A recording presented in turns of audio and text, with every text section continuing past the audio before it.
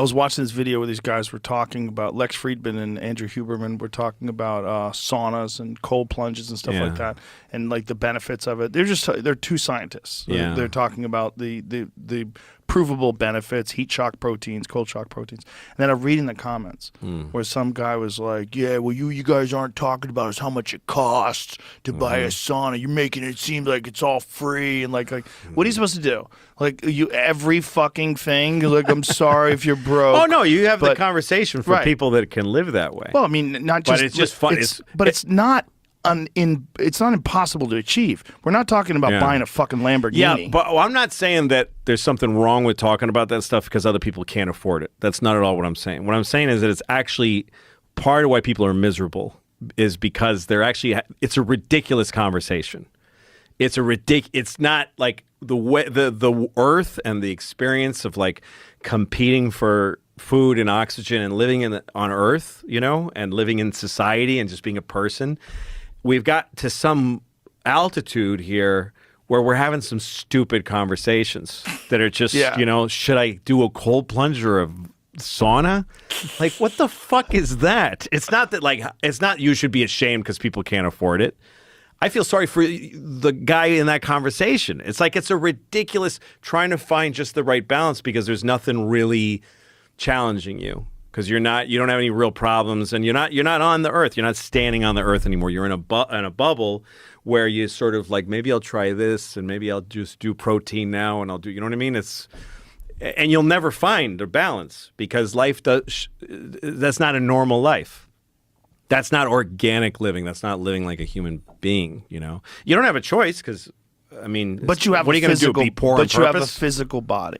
And if you have a physical body, there's things that are beneficial to your physical body. Sure. And if you choose to do those things, you'll have a better body. It'll work better. And if you choose not to do those things because you think they're ridiculous, or do you think, like, that's not organic living, that's not life, this is not life. It is life. It's life. And people have invented shoes. The reason why they invented shoes is because rocks will cut your feet. Yeah. So they figured out shoes. Shoes are better than no shoes, right? Getting in a sauna and getting in a cold plunge is better for the physical body than not doing it. Yeah. It's the same thing. Lifting weights is better than not lifting weights because then you develop a strong body and don't lose your bone density. All true. Like, all these things are a part of life.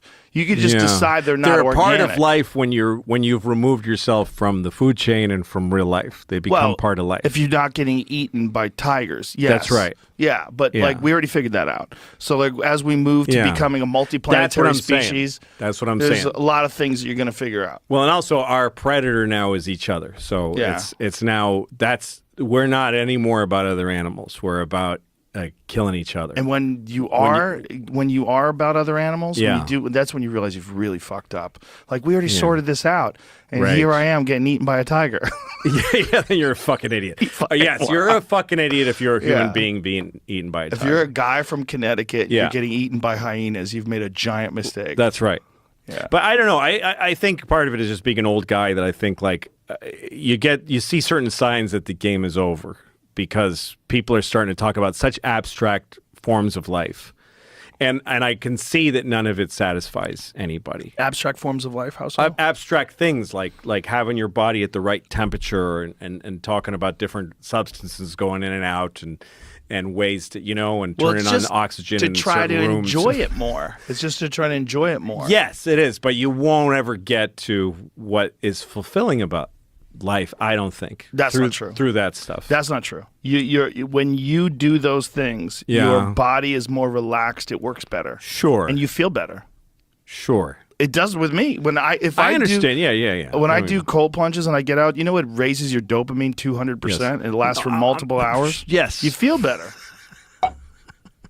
You really feel better. I don't even know what I'm saying. I just feel a thing about this. I know what you're saying. I feel a thing about it. But there's also a thing that people do to try to... The last thing I'm doing is putting it down from like, oh, look, you're so lucky you can have... That's not what I mean. No. But you're kind of dismissing it as being... at the end of the day, it's all fucking bullshit anyway. Kind of. It's just that it's just... Which is true. I think that the most... I don't know. There's a form of life... It's a weird thing because you're not supposed to be happy. And you're not supposed to be safe. I think that's the problem is that people expect that. And it's not a good way to... You're not happy when you're safe. You're not happy when you're happy, when you're secure. You know, like people, I was listening to something about the border, you know, these people just trying to come into America. And some people are like, well, if we let just a few in, it's a mess. Like there's no good answer, you know? Right. What if we just let the ones in who are really upset? Yeah. But we can't let them all in. Like when liberals try to say, it's like the dumbest position they get into. It's like, well, we can't let them in here. Got to keep them out. But we really like them, and it's great that they're brown, and sorry. But, you know, there's like an impossible, and then the right takes over and they sound racist, and then the left takes over. They just sound stupid. But my feeling is they should open the border, and just let them pour in, let everybody pour in, and then the answer, which is, well, then there'll be all these problems. Yes, there should be. It shouldn't be so great here, is what I'm saying. In America, it shouldn't be. It's a weird thing to sequester a certain group of people and try to keep upping their lifespan and their lifestyle, and just keep trying to increase that for this group of people, and then this pressure of people trying to come in so they can enjoy it, and then it gets worse and worse down here. I mean, I'm not Canada. It's really just from down here.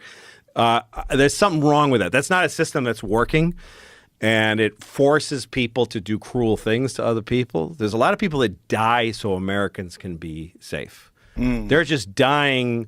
You know, weddings that are drone bombed in Yemen because a guy said something that might have resulted in American insecurity. Not even like definite American deaths, but like just so we can breathe a little easier. Folks die. And folks do labor in unsafe places so that we can keep the prices where we like them. There's so much about American life that other people pay for. That's part of it. But also, it's not good for us either. It's not a good way to live in a gated community, you know? If you let folks pour in, like any other wave, it'll kind of slosh. And then things will be different. I don't know, like, what'll really happen? A bunch of people, like, will they just come with knives and start killing everybody? I don't think so. I don't know what'll happen, but it's just weird to me. I mean, I lived in Mexico when I was a kid. My dad's Mexican. And I remember my first cogent thoughts were in Mexico, and then I came to America.